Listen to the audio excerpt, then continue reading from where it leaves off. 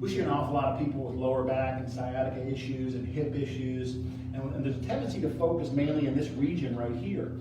But a lot of times what people don't realize is that it's actually the whole body, from the tips of your toes all the way up, that makes a difference with hip and back issues.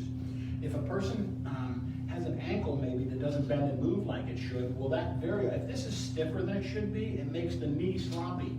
It's the reason why people have a lot of torn meniscus and injuries there. Very often it can come from stiffness here that affects this.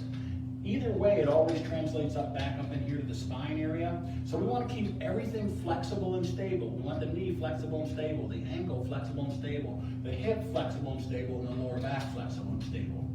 Sounds like a lot going on, but we're trying to think, well, what's one way we could do all of that? Strengthen, stabilize, and flex, keep things flexible. And the best way to do that really is to do a squat. So our patient's just going to squat down. Again, she could just hang out here. She's using this chair if she needs to. If she doesn't need to, she doesn't need to grab anything. But maybe she's watching a TV commercial. She wants to squat down and hang out there. Maybe she's brushing her teeth. I have people with brushing their teeth while they're in a squat maneuver. But again, it's keeping flexibility, strength, and stability in all those areas, and decreasing issues that we see in the lower back, hip, and pelvis region. So again, real simple, but in our society, we don't do that anymore.